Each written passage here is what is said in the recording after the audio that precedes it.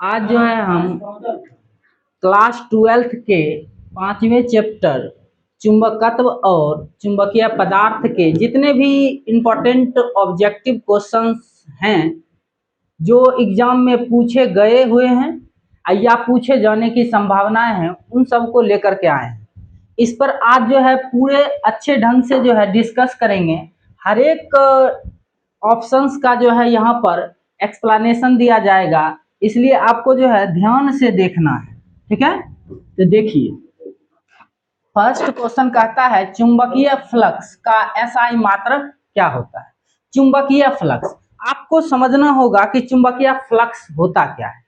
जैसे आप विद्युतीय फ्लक्स को जानते होंगे कि किसी विद्युतीय क्षेत्र में स्थित किसी पृष्ठ के लंबवत गुजरने वाली कुल बल रेखाओं की संख्या को हम क्या कहते हैं, विद्युतीय फ्लक्स। उसी ढंग से हम क्या कहेंगे कि जो है चुंबकीय फ्लक्स फाई बी जो होता है, ये होता है बी डॉट डी एस या डी ए, जहां पर बी हो गया आपका चुंबकीय क्षेत्र की तीव्रता और जो है डी एस हो गया आपका पृष्ठीय क्षेत्रफल। ठीक है, तो इसका जो है आपका मात्रक देखना है तो सबसे पहले देख लीजिए कि टेस्ला जो होता है चुंबकीय तीव्रता का मात्रक होता है, चुंबकीय तीव्रता का। ठीक है, और वेबर जो होता है ये आपका होता है चुंबकीय फ्लक्स का। जो आपका ये क्वेश्चन है इसका जो है मात्रक होता है वेबर। अब देखिए एम्पियर, एम्पियर तो आप जानते होंगे कि विद्युत धारा का ऐसा ही मात्रक है, विद्युत धारा का। और जो है ये चौथा ऑप्शन जो आप हेनरी देख रहे हैं, ये जो होता है 100 प्रेरकत्व का जो है एसआई मात्रक होता है। ठीक है, इस तरह से पूरा जो है आप समझ गए होंगे कि चुंबकीय फ्लक्स क्या होता है और इस चारों ऑप्शन किसके किसके लिए सही है, ये सभी जो है हो गए हैं। ठीक है, इसको आगे बढ़ते हैं। अब जो है क्वेश्चन नंबर 2, क्वेश्चन नंबर 2 की ओर चलते हैं। तो क्या कहता है कि चुंबकीय क्षेत्र की तीव्रता का एसआई मात्रक क्या है। अगर पिछले क्वेश्चंस को अच्छे ढंग से समझे होंगे तो 1 मिनट में आप बता सकते हैं कि जो क्या होगा चुंबकीय तीव्रता। चुंबकीय तीव्रता का क्या होता है, इसका हो जाएगा आपका टेस्ला, टेस्ला या इसको कहते हैं वेबर पर मीटर स्क्वायर। ठीक है, ये हो जाएगा आपका, तो इसका राइट आंसर हो जाता है बी। अब देखिए अगले क्वेश्चंस पर चलते हैं। तीसरा नंबर क्वेश्चन, तीसरा देखिए क्या कहता है कि किसी चुंबक के दो ध्रुवों के बीच की दूरी को क्या कहते हैं। देखिए जैसे कि ये यहां पर हम देखते हैं कि एक चुंबक है जिसका उत्तरी ध्रुव N और दक्षिणी ध्रुव S है। इस दोनों ध्रुवों के बीच को दूरी को कहते हैं 2L, अर्थात ये जो होता है चुंबकीय द्विध्रुव लंबाई, द्विध्रुव लंबाई है ये। ठीक है, चुंबकीय द्विध्रुव लंबाई, या इसको जो है टेक्निकल शब्द में कहेंगे तो चुंबकीय लंबाई कहते हैं। ठीक है, तो यहाँ इसका राइट आंसर हो जाएगा आपका ए, चुंबकीय लंबाई। अब देखिए यहाँ पर फिर हम थोड़ा सा बी और सी पर भी चर्चा करना चाहते हैं कि चुंबकीय लंबाई क्या है और प्रभावी लंबाई क्या होता है और वास्तविक लंबाई क्या होता है। ठीक है, तो इसमें क्या होता है कि देखिए तो चुंबक का जो ध्रुव प्रबलता होता है चुंबक के थोड़े से उसके किनारे पर नहीं होकर के थोड़े से अंदर होते हैं, जैसे यहाँ पे होते हैं। तो देखिए ये जो है इसकी वास्तविक जो है लंबाई है, लेकिन अगर चुंबकीय लंबाई की बात की जाए तो ये इसके सिरों से बीच की दूरी। ठीक है, तो यहाँ पर जो है ज्यामितीय लंबाई और प्रभावी लंबाई और वास्तविक लंबाई इस टर्म में डिफाइंड किया जाता है। फिर हम चलते हैं अगले क्वेश्चंस की ओर। तो क्वेश्चन नंबर 4 की बात करें तो देखिएगा कि अगर हम पिछले क्वेश्चंस की बात करें तो क्या कहता है चुंबकीय लंबाई और ज्यामितीय लंबाई में क्या संबंध होता है। तो देखिए हम पीछे क्वेश्चन में बताए थे कि किसी भी चुंबक का जो उत्तरी ध्रुव होता है और दक्षिणी ध्रुव जो होता है, ठीक है, इसका जो ध्रुव प्रबलता जो होता है इसके थोड़े से अंदर होते हैं, सिरों पर ना होकर के थोड़े से अंदर होते हैं, लगभग जो है 85% ही भाग पर होते हैं, थोड़ा सा मतलब अंदर होता है, ये मतलब कि 100% इसका लेंथ है तो इसका 85%, 84 या 85 के करीब जो है ही लेंथ होता है इसका, ठीक है। तो इसलिए इसकी जो प्रभावी लंबाई जो हो जाएगी, इसमें संबंध जो है चुंबकीय लंबाई और ज्यामितीय लंबाई के बीच जो संबंध होता है ये हो जाएगा आपका बी, ठीक है। ये आप निकालिएगा 85 का, तो इस ढंग से आ जाएगा। आगे चलते हैं हम क्वेश्चन नंबर 5 पे। तो ये क्या कहता है, चुंबकीय द्विध्रुव आघूर्ण एक कैसी राशि है।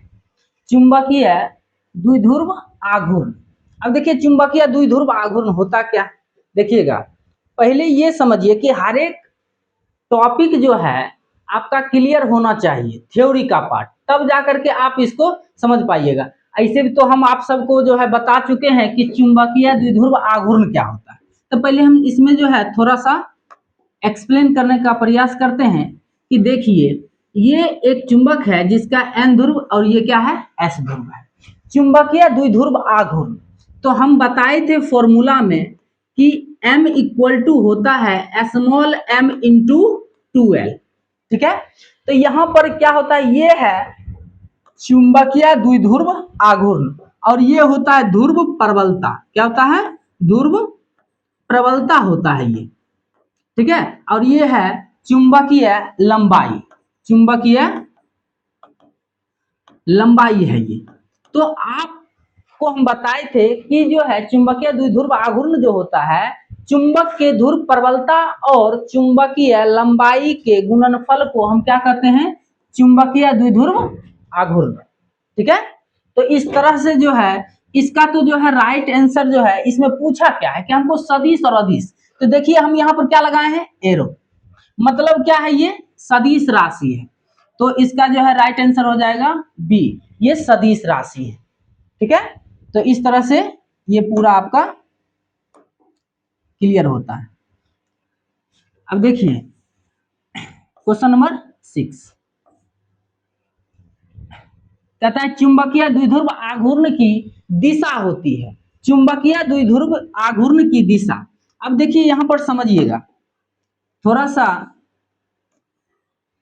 आपको जो है थ्योरी पार्ट का नॉलेज होना चाहिए। देखिए चुंबकीय जो द्विध्रुव आघूर्ण है उसकी दिशा को जानने से पहले आपको चुंबकीय क्षेत्र रेखा की दिशा को जाननी होगी।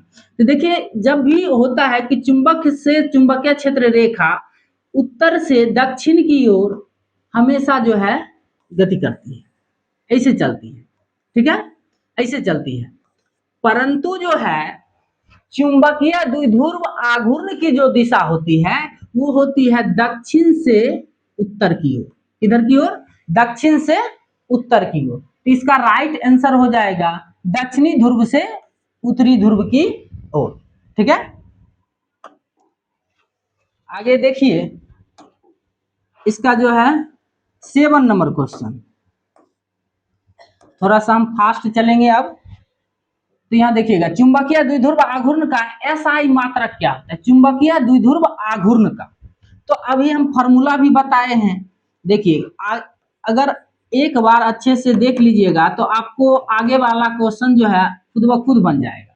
m इक्वल टू होता है स्मॉल m इंटू 2l।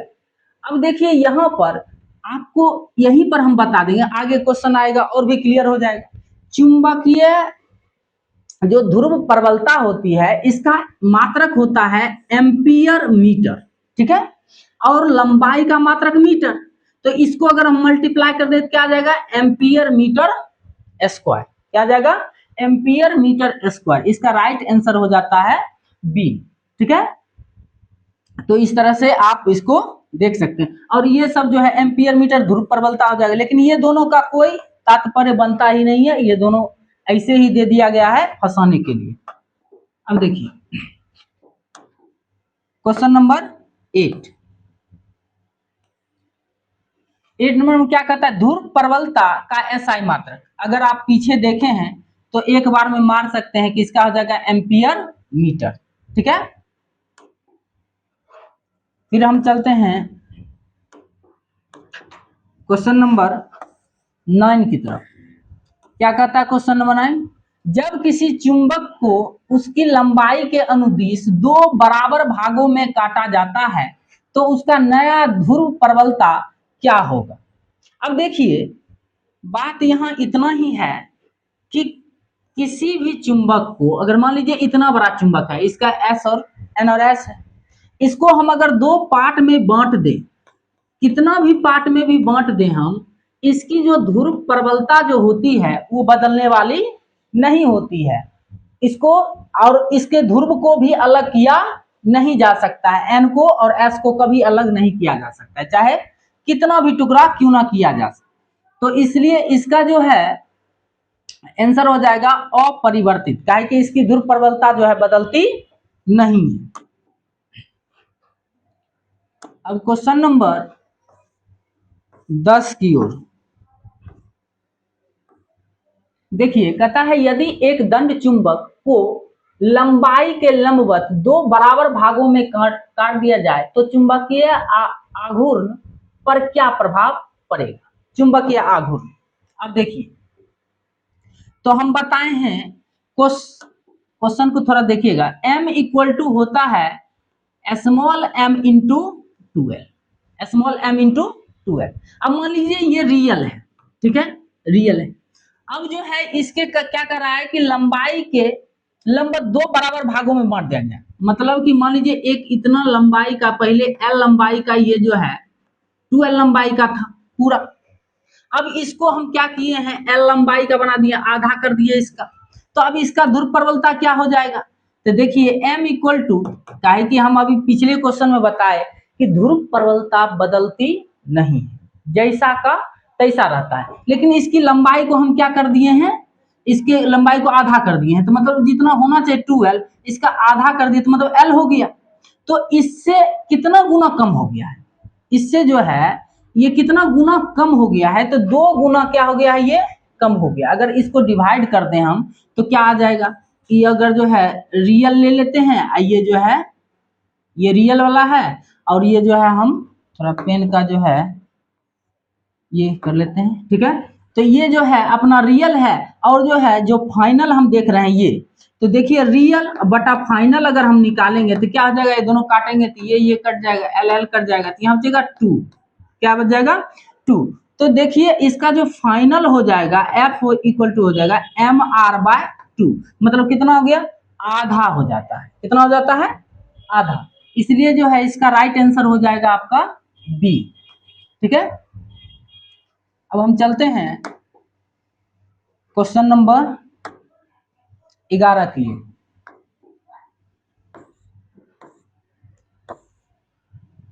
अब देखिए चुंबकीय प्रेरण की बीमा क्या होती है, ये आपको जो है या तो याद कर लीजिए या तो जो है इसको निकालना पड़ता है। तो इसमें देखिएगा इसका राइट आंसर जो है याद कर लीजिए, m l पर पावर 0, t पर पावर -2 और a पर पावर -1 होता है, ठीक है, चुंबकीय प्रेरण का। काहे कि हम अगले चैप्टर जब जो है चैप्टर नंबर 6 पढ़ाएंगे, उसमें थ्योरी में आपको जब बताएंगे चुंबकीय प्रेरण के बारे में, तब हम अच्छे ढंग से इसको समझाएंगे, क्योंकि यहाँ पर बहुत सारे कॉन्सेप्ट नहीं बताए गए। अब देखिए अगले क्वेश्चन, कहता है निर्वात की चुंबकीय प्रागम्यता म्यू नोट का मान कितना होता है। तो इसका देखिएगा एग्जैक्ट मान होता है, ये जो है आपको याद ही रखना पड़ेगा, इसका होता है 4 pi 10 to the power -7 tesla metre per ampere. ये जो है इसका रियल वैल्यू है, जो आपको याद ही रखना है, इसमें कोई कॉन्सेप्ट की बात नहीं है। अब देखिए क्वेश्चन नंबर 14 कहता है किसी चुंबकीय क्षेत्र में स्वतंत्र रूप से लटका हुआ चुंबक हमेशा किस दिशा में ठहरता है। तो आप ये बहुत ही पहले से ही जानते होंगे कि उत्तर और दक्षिण दिशा में ही ठहरता है। इसका प्रयोग जो है पहले लोग क्या करते थे, दिशा को ज्ञात करने में करते थे। ठीक है, ये हो गया। अब क्वेश्चन नंबर 14। अब कहता है कि पृथ्वी के चुंबकीय ध्रुवों पर नमन कोण का मान कितना होता है। ये देखिए मोस्ट इंपॉर्टेंट क्वेश्चन कहा जाए, मोस्ट VVI में से एक है, क्योंकि जो है ये बहुत बार क्वेश्चन जो है एग्जाम में आ चुके हैं कि पृथ्वी के चुंबकीय ध्रुवों पर नमन कोण का मान जो होता है वो 90 डिग्री होता है। ठीक है, इसका राइट आंसर जो है सी हो जाएगा, और ये आपको जो है थ्योरी क्लास में ही समझाया गया होगा। ठीक है, तो ये आगे की ओर चलते हैं। आगे है पृथ्वी के चुंबकीय भूमध्य रेखा पर नमन कोण का मान कितना होता है। पृथ्वी के चुंबकीय भूमध्य रेखा पर, अब देखिए भूमध्य रेखा क्या होता है, थोड़ा सा इसको भी समझ लेते हैं। ये देखिए ये है पृथ्वी अपना, तो ये भूमध्य रेखा जिसको इक्वेटर लाइन कहते हैं, ये जो है दो बराबर भागों में जो बांटती है इसको भूमध्य रेखा कहते हैं। कहता है इस पर नमन कोण का मान कितना होता है, तो नमन कोण का मान इस पर 0 डिग्री होता है। ठीक है, लेकिन यही जो पीछे वाला क्वेश्चन था उसमें 90 डिग्री था। ठीक है, तो ये दोनों क्वेश्चन जो है बहुत बार जो है परेशान करते हैं। एक बार देख लीजिए इसको पहले। पृथ्वी के चुंबकीय ध्रुव पर नमन कोण हो जाएगा 90 डिग्री। अगर जो है इक्वेटर पर पूछे तो ये हो जाएगा 0 डिग्री। चलिए आगे देखते हैं। ये क्या कहता है कि चुंबकीय याम्योत्तर और भौगोलिक याम्योत्तर के बीच के कोण को क्या कहते हैं। तो ये बताया गया होगा आपको कि इसको हम कहते हैं दिक्पात कोण, एंगल ऑफ डिक्लिनेशन। ठीक है, ये इसका जो है डिफिनीशन ही होता है, चुंबकीय याम्योत्तर और भौगोलिक याम्योत्तर के बीच बने कोण को हम कहते हैं दिक्पात कोण। ठीक है, फिर देखिए आगे की ओर चलें तो 17 नंबर क्वेश्चन कहता है कि पृथ्वी के चुंबकीय क्षेत्र का क्षैतिज घटक BH शून्य कहाँ होता है। तो शून्य हो जाएगा चुंबकीय, यहां पर देखिएगा ध्यान दीजिए, पृथ्वी के चुंबकीय क्षेत्र का क्षैतिज घटक BH का वैल्यू जो है ध्रुव पर जो है 0 डिग्री होता है। ये जो हो जाएगा चुंबकीय ध्रुव पर, ये जो हो जाएगा बी आंसर होगा इसका। अब देखते हैं क्वेश्चन नंबर 18 क्या कहता है। कहता है कि यदि किसी स्थान पर पृथ्वी के चुंबकीय क्षेत्र का क्षैतिज घटक BH और ऊर्ध्वाधर घटक BV बराबर हो तो वहां नमन कोण कितना होगा, इसके बारे में हम जानेंगे। तो देखिए एक फॉर्मूला होता है कि टेन थीटा बराबर जो होता है, जब थ्योरी क्लास हो रही होगी तो वहां पर बताया गया होगा BV बाय BH, जो यहाँ पर जो है देखिए BH है ऊर्ध्वाधर घटक, वर्टिकल कंपोनेंट है, और यहाँ पर जो है हॉरिजॉन्टल कंपोनेंट है। दोनों का जो रेशियो होता है वो 1 हो जाता है। तो 1 किसका वैल्यू है, 10 कितना वैल्यू 1 होता है, तो 45 का होता है, इसलिए इसका राइट आंसर हो जाएगा 45 डिग्री। ठीक है, आगे की ओर हम चलते हैं, जल्दी जल्दी इसको जो है देखना है। अब देखिए कहता है निम्नलिखित में से कौन सा संबंध सही है। कहता है जहां B कुल चुंबकीय क्षेत्र है। ठीक है, तो इसमें हमको देखना है कि कौन सा जो है सही होता है। तो देखिएगा इसका जो है राइट आंसर हम देखें ये हो जाता है BH, जो हॉरिजॉन्टल कंपोनेंट जो होता है वो B cos थीटा होता है, और वर्टिकल कंपोनेंट जो होता है B sin थीटा होता है। ठीक है, ये जो है इसका आता है जब जो है हम ग्राफ खींचते हैं, इसका फिगर बनाते हैं, हॉरिजॉन्टल और वर्टिकल बना करके उसका एंगल लेते हैं, तो वर्टिकल कंपोनेंट sin थीटा होता है और हॉरिजॉन्टल कंपोनेंट cos थीटा होता है। इधर जो है क्वेश्चन नंबर 20। अब देखिए कहता है चुंबकीय तीव्रता का मात्रक क्या होता है। चुंबकीय तीव्रता तो हम पीछे ही बता चुके हैं आपको कि जो है चुंबकीय तीव्रता का जो SI मात्रक होता है, देखिए यहाँ पर जो है फंसाने के लिए दिया हुआ है कि देखिए एक चुंबकीय तीव्रता का वैल्यू जो है, हम पिछले में बताए थे कि चुंबकीय तीव्रता जो होता है, चुंबकीय क्षेत्र कहिए या चुंबकीय तीव्रता, टेस्ला होता है ना। लेकिन यहाँ पर जो है एम्पियर पर मीटर भी दिया गया है। ये दोनों जो है अगर एक में दिया गया है, इसका जो है राइट आंसर होना चाहिए था सी और ए दोनों, लेकिन इसमें दिया गया है ए, तो ए भी जो है लगा सकते हैं, लेकिन इसका जो टेस्ला भी जो होता है चुंबकीय क्षेत्र का मात्रक होता है, ठीक है। इसलिए जो है इसका ये राइट आंसर हो जाता है।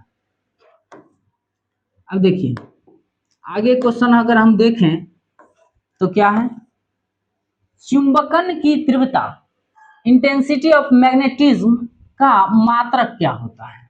अब देखिए चुंबकन तीव्रता, अब चुंबकन तीव्रता कहे चाहे चुंबकीय तीव्रता कहे, दोनों बात एक ही होती है। यहाँ पर जो है इसका SI मात्रक हो जाएगा एम्पियर पर मीटर, ठीक है, जिसको टेस्ला भी कह सकते हैं। चलिए आगे की ओर अगर हम चले तो ये क्या है, चुंबकीय सुग्राहिता या प्रवृत्ति, जो मैग्नेटिक ससेप्टिबिलिटी का मात्रक क्या होता है। अब देखिए मैग्नेटिक ससेप्टिबिलिटी, अब ये क्या होता है कि ये बीमाहीन और मात्रकहीन राशि होता है। एक्स एम जो होता है, एक्स एम जो होता है वो होता है, देखिए एक्स एम का जो वैल्यू होता है ना एम इंटू देखिए एक्स एम का वैल्यू जो यहाँ पर जो है आएगा, आगे जो है सॉरी इसमें देखिएगा अभी जो है याद नहीं आ रहा है, इसका देख लीजिएगा। लेकिन ये क्या होता है, ये रेशियो होता है बी और एच का, इसीलिए जो है इसका जो मात्रकहीन और बीमाहीन आएगा, ठीक है। आगे वाले क्वेश्चन में इसको जो है क्लियर कर दिया जाएगा।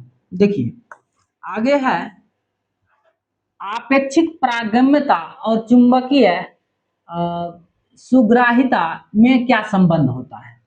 तो ये देखिए आपेक्षिक प्रागम्यता, प्रागम्यता और जो है सुग्राहिता, देखिए सुग्राहिता दर्शाता है कि कोई भी कितना जो है ज्यादा एक्टिव है, और प्रागम्यता परमिशन देता है कि इस माध्यम में चुंबकशीलता कितनी है या दूसरे माध्यम में चुंबकशीलता कितनी है। अब देखिए इसका जो राइट आंसर हो जाएगा M R equal to 1 plus X M, इसका राइट आंसर बी हो जाता है। ये जो है रिलेशन जब आप थ्योरी पढ़िएगा तो उसमें जो है बताया जाता है। अब देखिए आगे के क्वेश्चन में क्या कहता है, प्रति चुंबकीय पदार्थ की चुंबकीय सुग्राहिता कैसी होती है। तो प्रति चुंबकीय, आप देखिए यहाँ पर पदार्थ जो होता है प्रति चुंबकीय, अनुचुंबकीय और लौह चुंबकीय, ये मतलब कि जो है इस तरह के पदार्थ होते हैं। लेकिन यहाँ पर हमको जो है स्पेशली पूछा गया है प्रति चुंबकीय पदार्थ। अब देखिए प्रति चुंबकीय पदार्थ जो होते हैं उसका जो सुग्राहिता होता है ऋणात्मक और कम होता है, ठीक है। अब कहिएगा ये कैसे हम बताए, तो आपको जब जो है अनुचुंबकीय, प्रतिचुंबकीय और लौह चुंबकीय पदार्थ बताए जाते हैं तो उस समय इसके बारे में बताया जाता है, इसको आपको याद रखना है।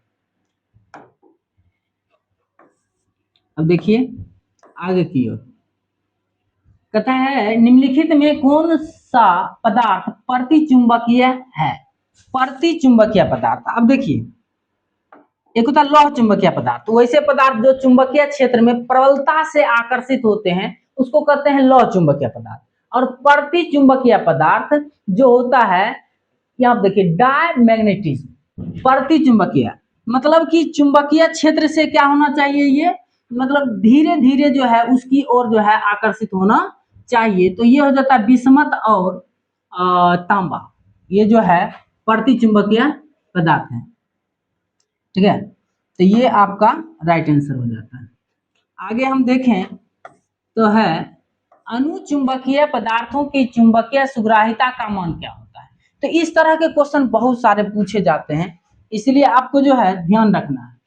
तो इसका धनात्मक और छोटा होता है, क्या होता है, धनात्मक और छोटा। जैसे कि उसमें बताए थे कि जो है ऋणात्मक और कम होता है, इसमें क्या होता है धनात्मक और छोटा होता है। तो कहता है निम्नलिखित में कौन सा पदार्थ अनुचुंबकीय है। अनुचुंबकीय कौन सा है, तो इसका जो है अनुचुंबकीय, ये भी आपको याद ही रखना पड़ेगा, काहे कि यहाँ पर एक्सपेरिमेंट करके तो बताया नहीं जा सकता है। ऐसे नहीं तो केमिस्ट्री के फर्स्ट चैप्टर में जब हम वहाँ पर पढ़ाते हैं ठोस पदार्थ सॉलिड स्टेट, वहाँ पर जो है बताया जाता है कैसे कोई कोई जो है अनुचुंबकीय पदार्थ है और प्रतिचुंबकीय पदार्थ है, तो उसमें अंतर बताया जाता है। तो यहाँ पर आपको याद रख लेना है कि एल्युमिनियम और ऑक्सीजन जो है अनुचुंबकीय पदार्थ है।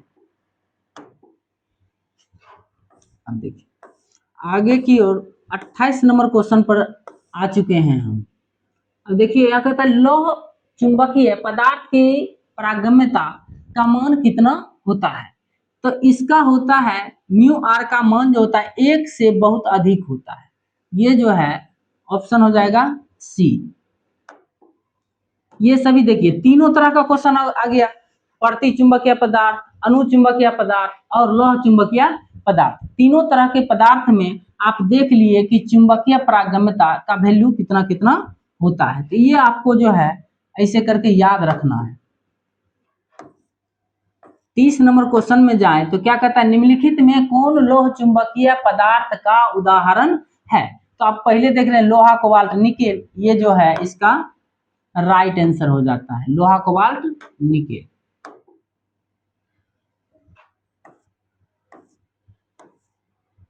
कहता है क्यूरी का नियम किस प्रकार के पदार्थ पर लागू होता है, तो ये जो है अनुचुंबकीय पदार्थ पर ही लागू होता है। तो इसमें जो है ये राइट आंसर आपका हो जाएगा अनुचुंबकीय पदार्थ, मतलब paramagnetism.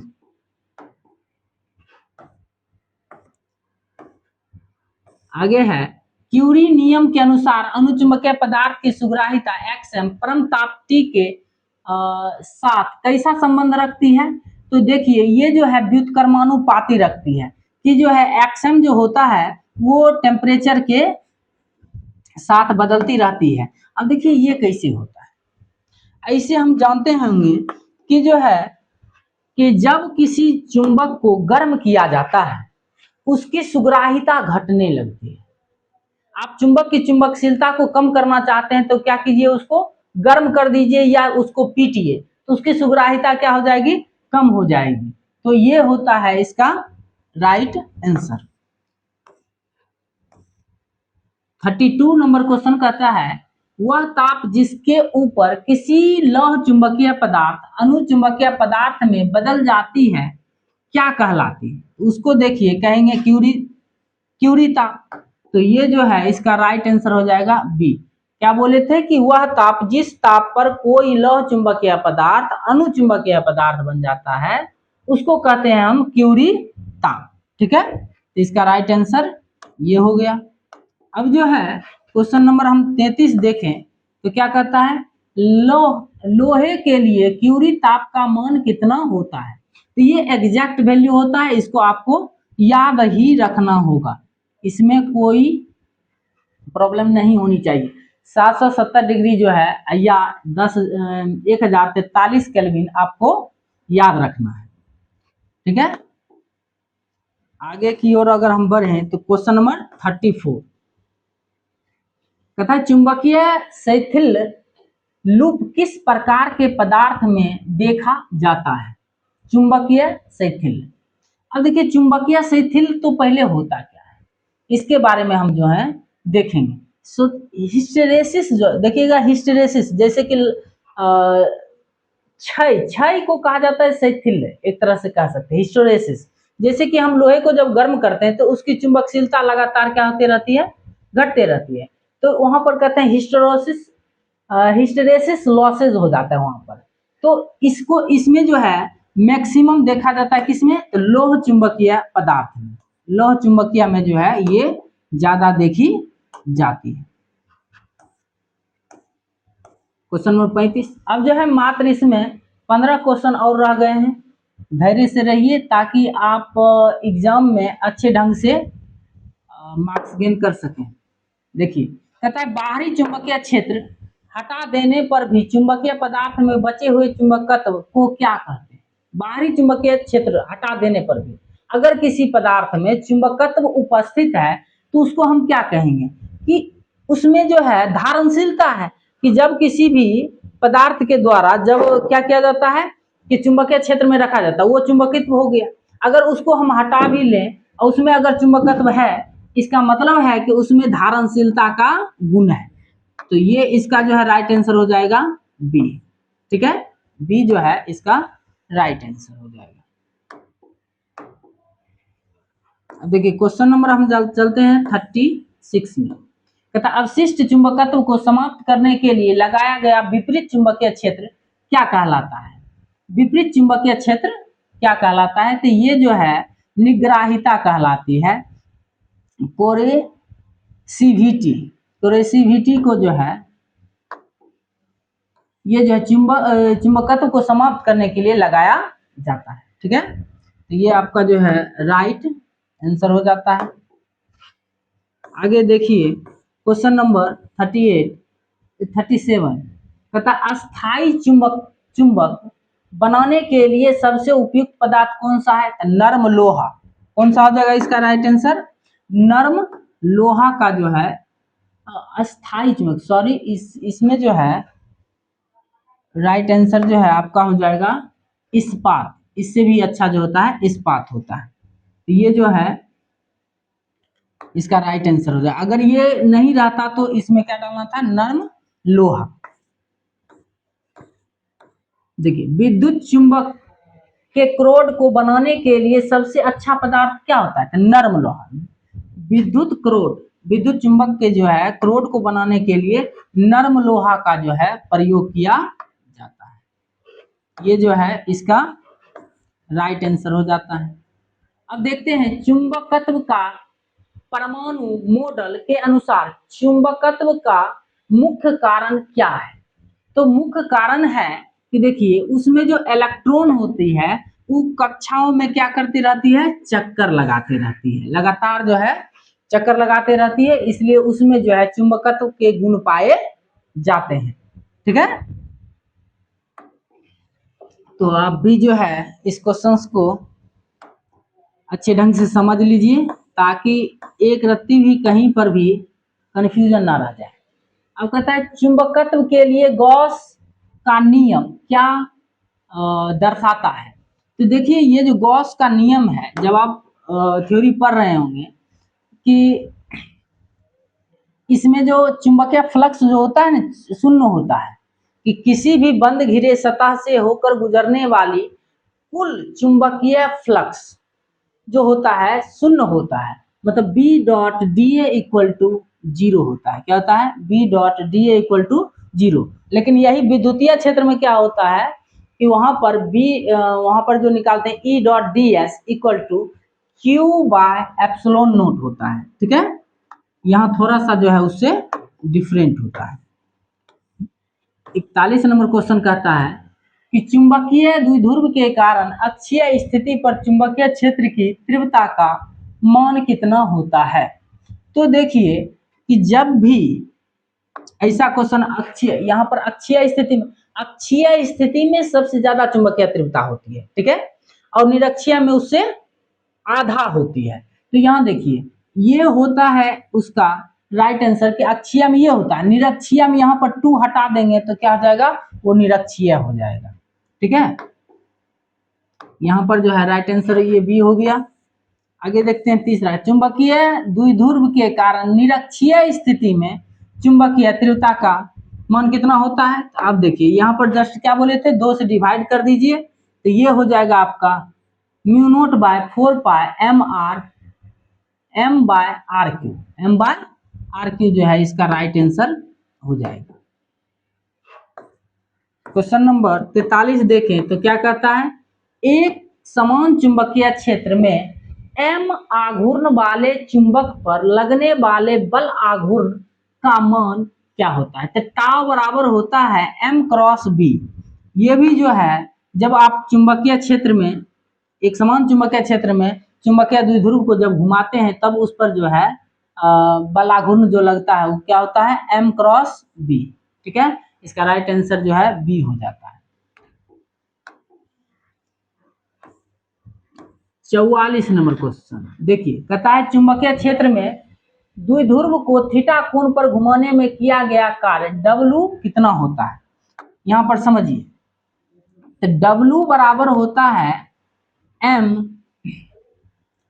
MB 1 minus cos theta.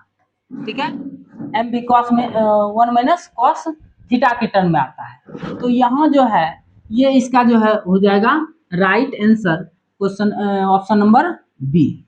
ठीक है, ये सब जो है कब निकलता है, जब आप इसका थ्योरी पार्ट पढ़िएगा तब जाकर के आपको जो है ये ऑप्शन आपको मिलेगा। ठीक है,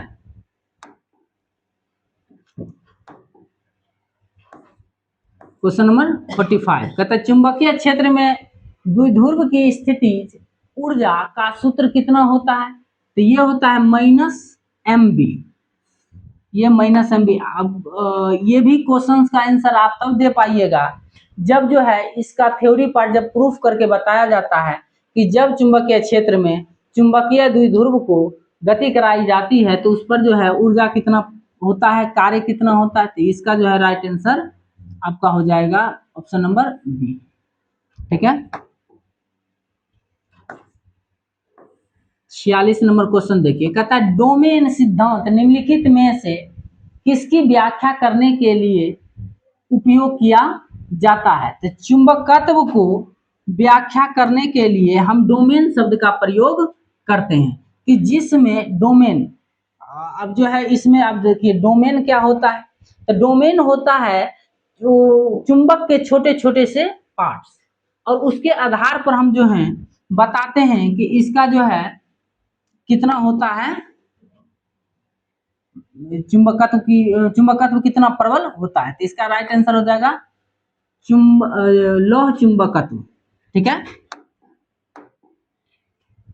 अब देखिए आगे क्वेश्चन अगर हम देखें तो अगला है क्या कहता है सुपर कंडक्टर पूर्ण रूप से कौन सा चुंबकत्व प्रदर्शित करते हैं। तो ये देखिए प्रति चुंबकत्व को प्रदर्शित करते हैं, ये जो है उत्तम प्रति चुंबकत्व को जो है प्रदर्शित करते हैं सुपर कंडक्टर।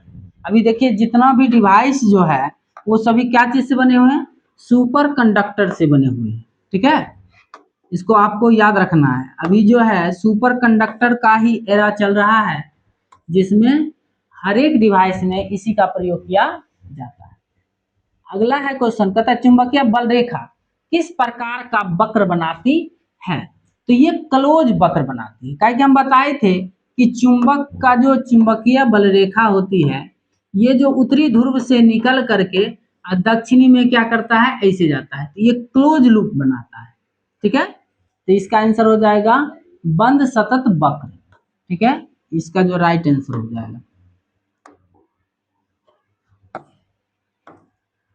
देखिए अब ये क्वेश्चन कहता है क्या दो चुंबकीय बल रेखाएं एक दूसरे को काट सकती है। देखिए चुंबकीय क्षेत्र जो है एक सदिश राशि है और चुंबकीय क्षेत्र एक सदिश राशि है। तो जब चुंबकीय बल रेखा एक दूसरे को इस पर काटेगी, मान लीजिए इस पर चुंबकीय क्षेत्र की दो दिशाएं संभव हो जाएगी जो कि संभव नहीं है। और बार बार क्वेश्चन पूछा जाता है कि दो चुंबकीय बल रेखा या विद्युतीय बल रेखा एक दूसरे को क्यों नहीं काटती है। तो इसका राइट आंसर यही है कि जब दो चुंबकीय बल रेखाएं एक दूसरे को प्रतिच्छेद करेगी तो प्रतिच्छेदन बिंदु पर चुंबकीय क्षेत्र की दो दिशाएं संभव हो जाएगी जो कि ऐसा हो ही नहीं सकता है।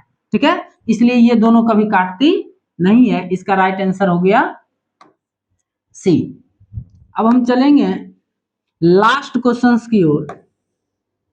किसी बंद सतह से गुजरने वाला कुल नेट चुंबकीय फ्लक्स हमेशा कितना होता है।